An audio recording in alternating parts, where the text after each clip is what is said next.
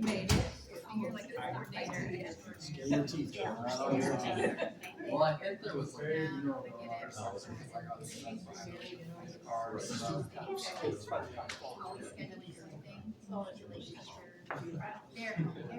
no, there weren't. It's just like a couple persons.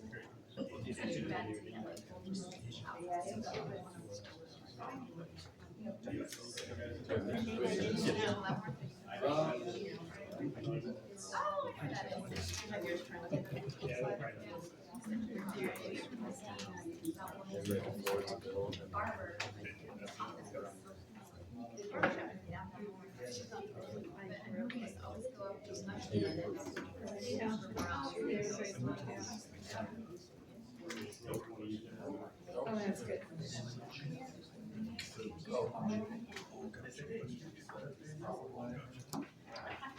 Trevor, you get that sign sheet going? Yeah, I'm just gonna do it on that. Okay, we'll go ahead and get started if everyone's ready. Appreciate everybody relocating here. Hopefully the acoustic issues will be a little better, but I still ask that you use your big boy and big girl voices so people can hear you. We'll go ahead and get started. So today the main presentation is going to be by Mark, CoreCivic's court officer. He's going to go through his duties. Until then, we've got a couple items that I think we'll just have recurring on the agenda. The first will be the review of the minutes, and I apologize, the paper copies did not make their way to here today, but did you all get a chance to review them? They were posted online. If there are no issues, do we need to approve them?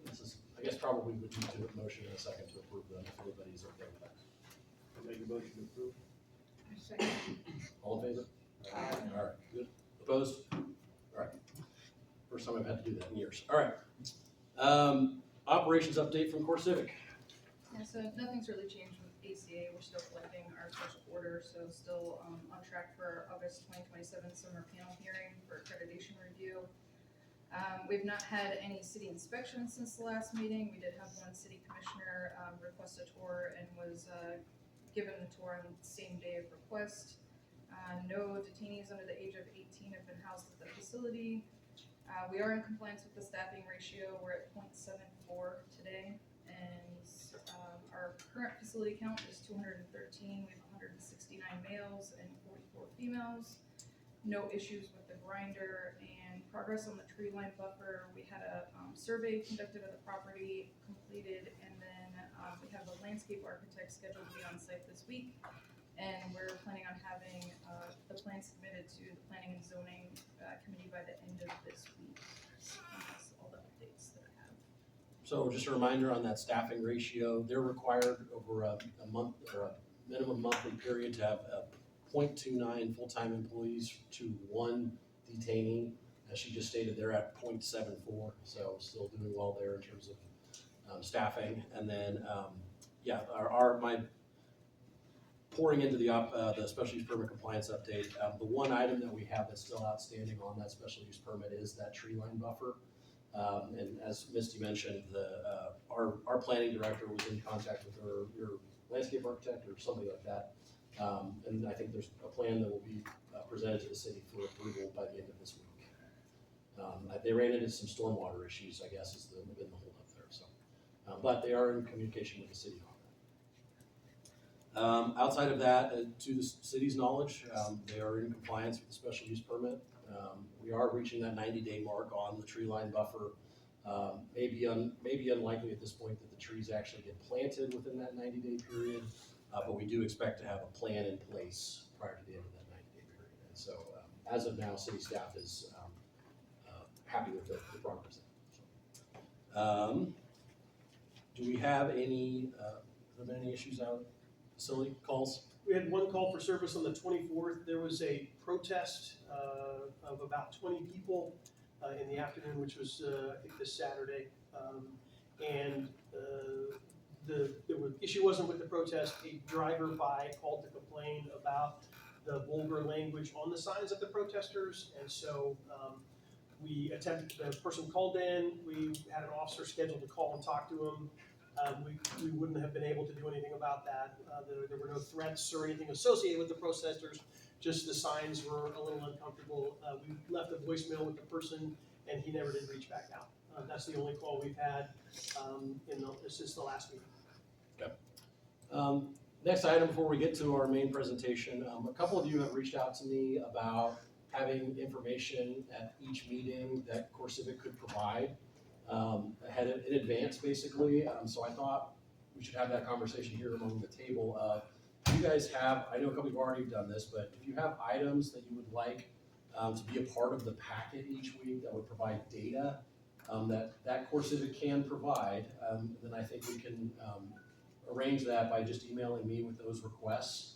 I will have to run those by CoreCivic because Misty has a boss too. But we'll have to run that up the chain on the things that we can provide in terms. I would ask that you limit it to the operations of the facility. Misty cannot tell how many ICE agents are out in the field or anything like that. That's not her purview. But anything that is related to the actual operation of CoreCivic, email those to me, and then we will have those conversations, and then we can start providing monthly information that's on paper for everybody to follow. And yes, those would be as part of the public packet as well, for the public to view. But I think the best way to keep that organized is to do that, unless you guys have any other thoughts on that. Okay. Seeing none, any questions? Can we ask Misty questions? You can. Yes, Something absolutely. I just wonder, how are visitations? Are you getting people coming out? Yeah, there's a lot of people, more than I anticipated, given like the 6-state region. But someone asked me like peak times and peak hours and stuff. I think mostly it starts Fridays about 2 o'clock. Fridays and Saturdays are probably our busiest days, and it's pretty consistent. Can they stay as long as they like a time limit? So we have a 2-hour time limit, but if there's nobody else behind them in the visitation slot, we usually just let them stay. And are they staying like locally or for the weekend and then coming back? Are they just like coming in and leaving or? I mean, there's some people that are rather local, within like an hour or 2 away. I think there's some people that might come in for the weekend, but seems to be rather local, within an hour or 2. Some people I think I talked to in the lobby are from 3 hours away, so. They're not like flying in. So And then how's medical? Have there been any like, just thinking of the hantavirus, I mean, nothing crazy or? no, I think we had one case that we couldn't rule out as possible TB, but just as a precaution, use TB precautions. But that's the only thing that we've seen as far as like any kind of diseases or anything like that. Thank you. What's the overall morale?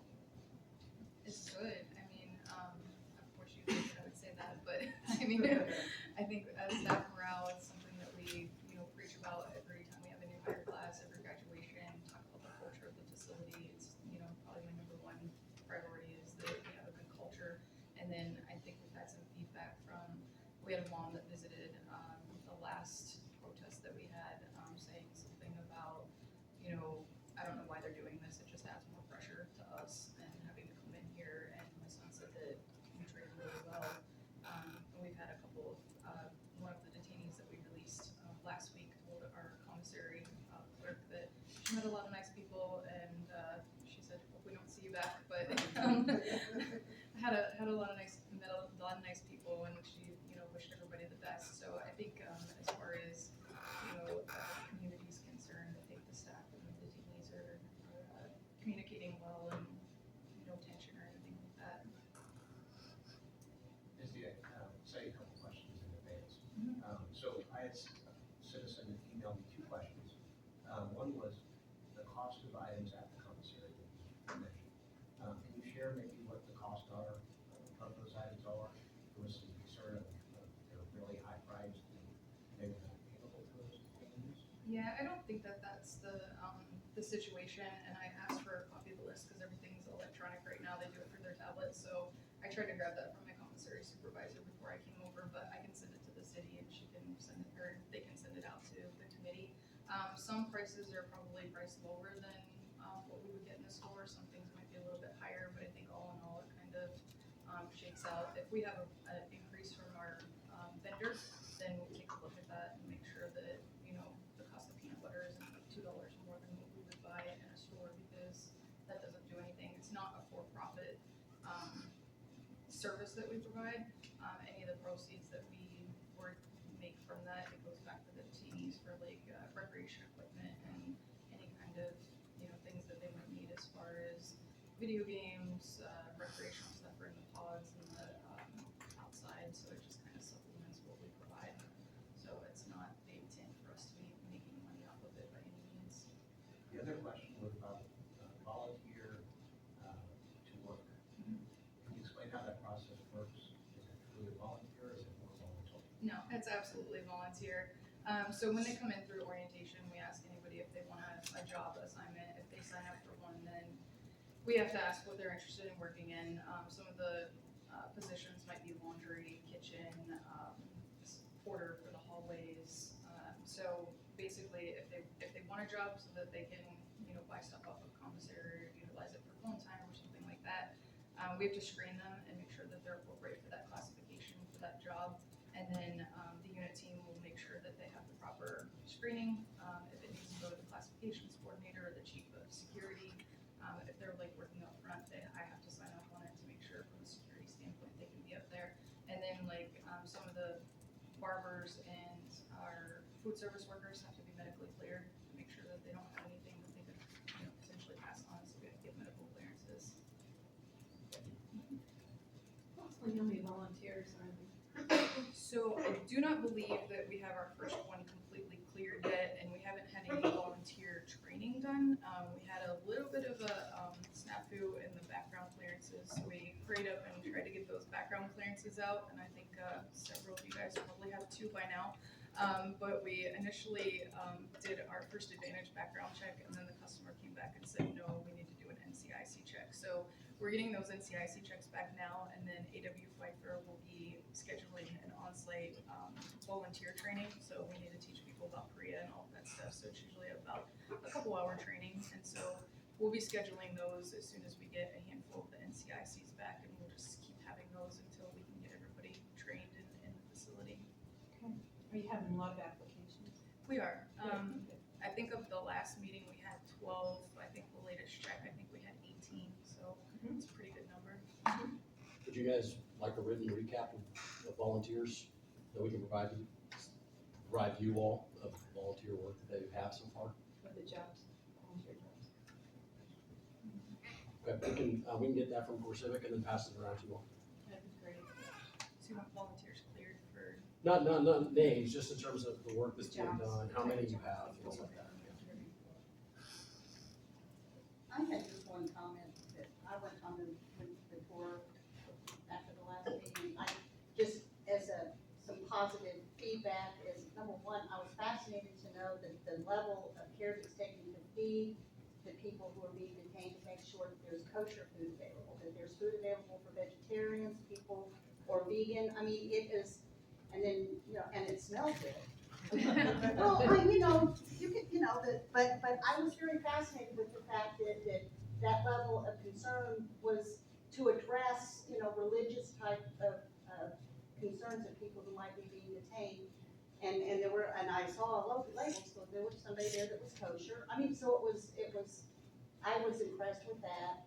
And I was fascinated with when you said, for people that are wanting to work, that there was the availability for people to work, but that the way that they ensure safety and security is by the different, the people that are being detained, the level of threat that they pose to other people being detained or the staff, which I think is a good thing. I mean, it does show a sincere concern for the safety of the people who are there. So that was, and then I watched people who were on recreation at the time, and they seemed to be enjoying themselves, and so it was, I think Sister may have something else to share, but it was just it was a pleasant tour, and we were invited to look at everything, and I think those little pads that they have for people to video games and all that, it's a positive thing. Those things are what I observed at that point were very positive. I would second that. It also was clean. Yes. So, and you can tell a place is clean if you look in the corners. And if the corners are clean, the building is clean, then I check. And I made that comment to my husband. I said, it was clean. So, There was nothing that would, so. Are the tablets working okay? You were having, They are. I think some of our units have some spotty Wi-Fi coverage that we're trying to work with the vendor on if there's any kind of like booster or anything that they can put. So there's been, in one specific building, I think like sometimes they're on their video visits and all of a sudden the Wi-Fi will drop and they get cut off. So we're trying to work through some of those things. But as far as the tablets functioning, yes, the Wi-Fi sometimes can be a little spotty. So we've been in contact with them about what we can do to make the signal stronger. I've had a number of people and groups and churches ask if they could do like care packages for the detainees. Is that something that Yeah, they can do? yeah, I think Sisters of Charity and Carceral Group have both been working with us. Sisters gave us some donations of some recreation and pod activities and things to keep folks busy and occupied. And then Carceral is working, I think, on some individual like care packets. So I can send it to you. You could donate That'd be books. perfect. Yeah, books are always For the welcome. libraries. So. There's a nice library that they're beginning to develop, I meant to mention that too, so, having books and would be something that would be something that they could. I think our librarian graduates this week, so she's eager to get in and start shaking up the community for books. Did you say you are in need of books, Whiskey? Yeah, Would you like us to connect you with our local library?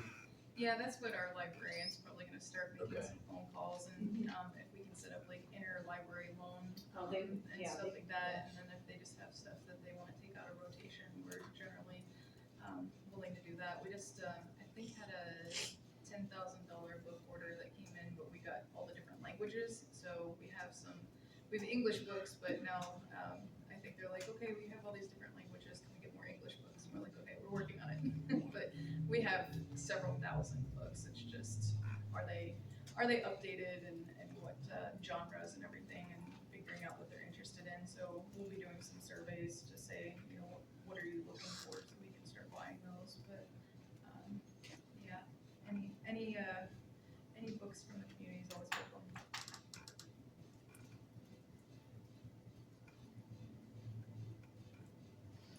Okay, like I said, send your questions to me through email.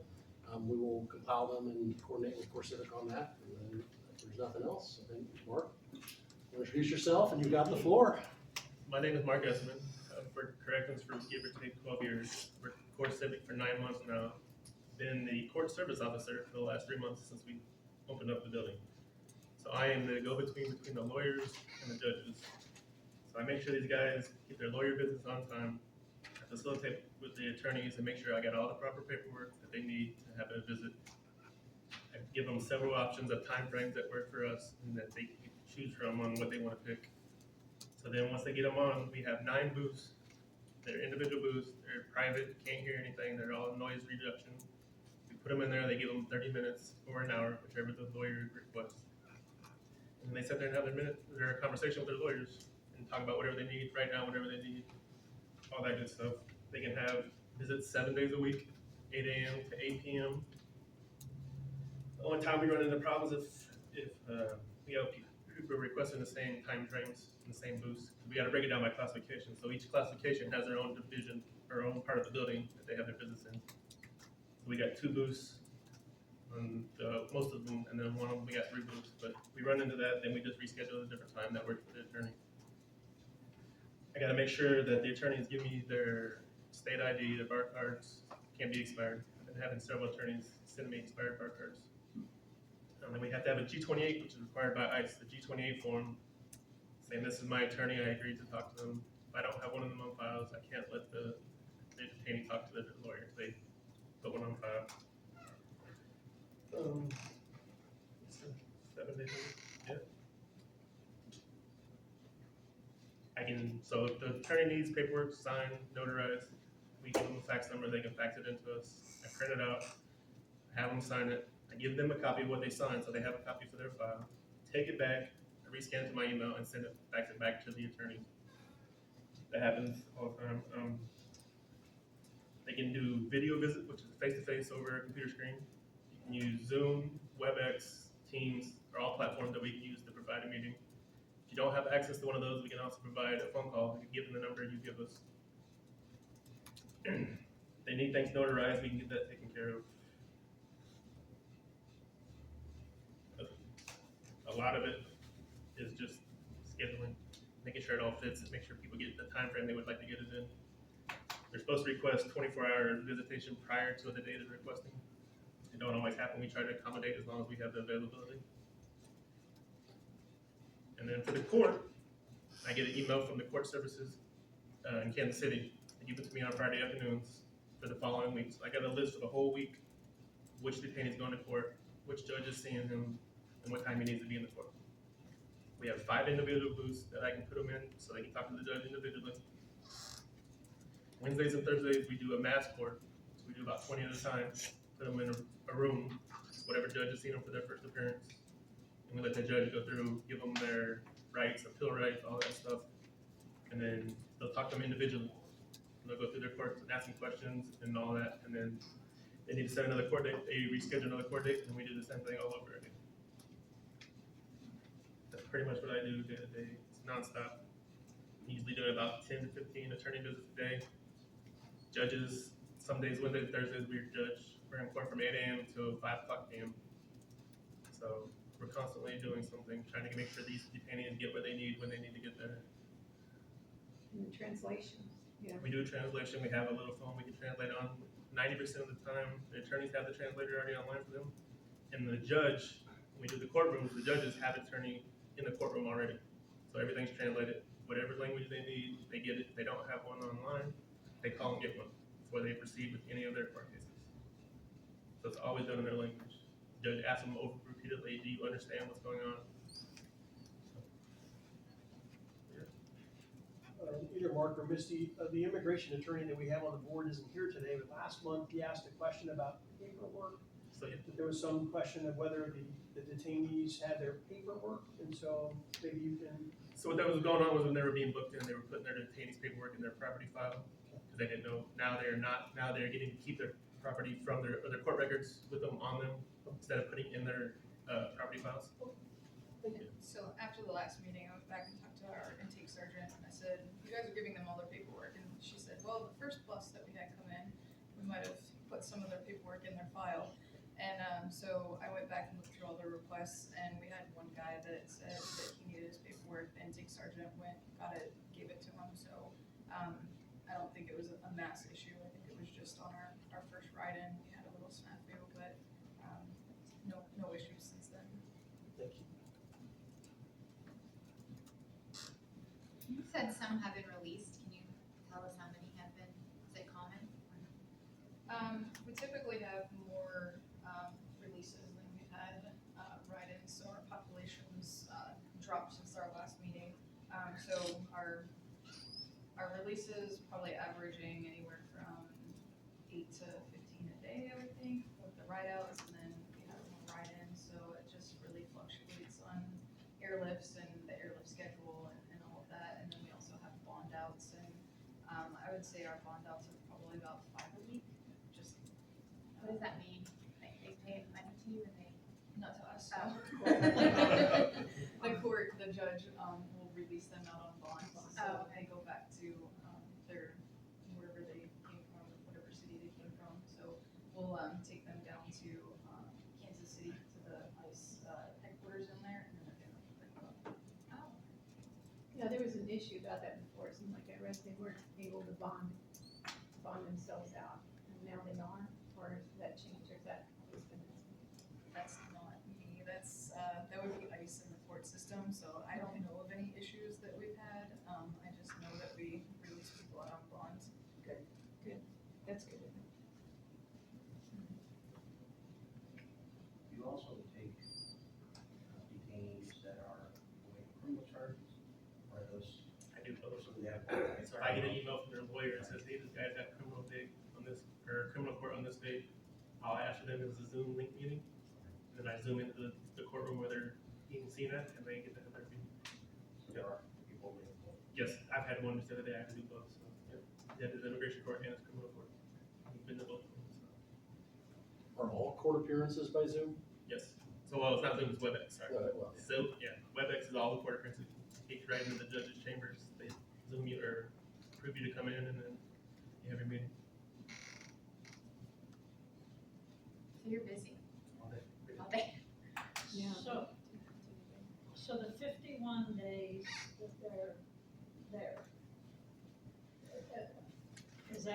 all of them, or just those who don't have,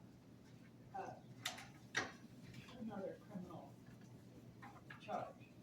I think that 51 days is just the average length of stay from starting your deportation process to ending it. So we've had all different kinds of people. So we've had people that have already started when they've been transferred here. We've had people that have started from a fresh street arrest. And then we have people that are filing for asylum or, different things that are going on, criminal cases. So I think it's just the, on average, is the 51-day length of stay, but it's gonna be different for each individual. You said 6 states, did you, I think you said which states they were before, but I. Oh, you're gonna do that to me, are you? Oh.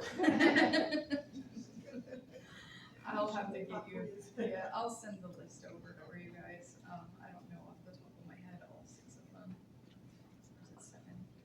Seems like it was kind of this central region, isn't it? All just Yeah. down to Texas and up through Chicago. Yeah, it's everything under the Chicago field office is.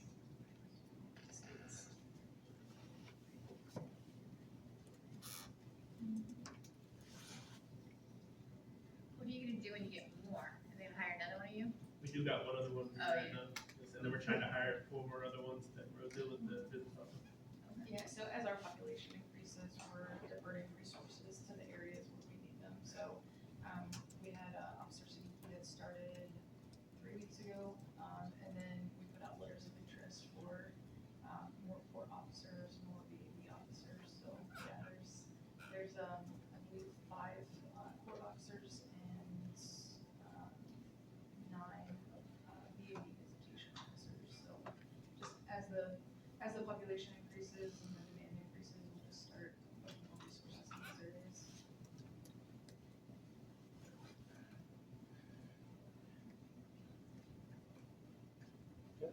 This is less of an increase than what you expected, isn't it? Yeah, I think we anticipated that the ramp would be a little quicker, but, with the ICE and DHS funding, it hasn't been as. Made it a little easier for you guys. It did. I'm not gonna say we're not happy about it. It let us, Yes. get some of the wrinkles worked out, and so I think we're, pretty well established in our processes, our procedures, so I think if it would've been quicker, we probably would've bumped our heads a little bit more, but I think, it was good for us.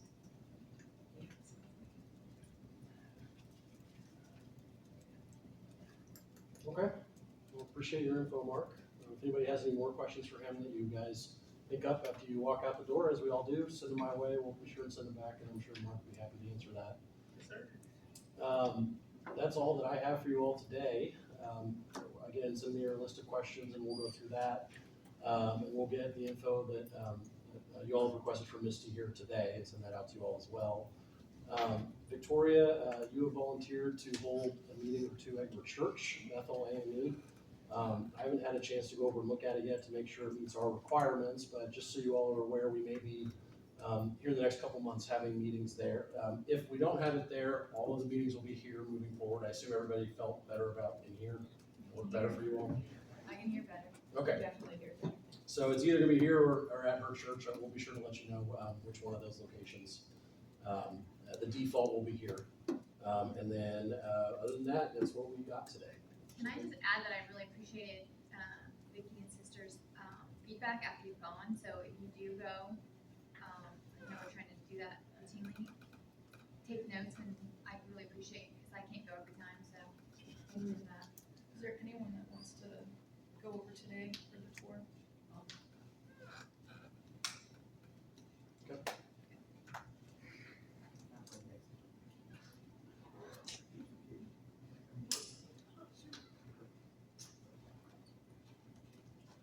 Okay.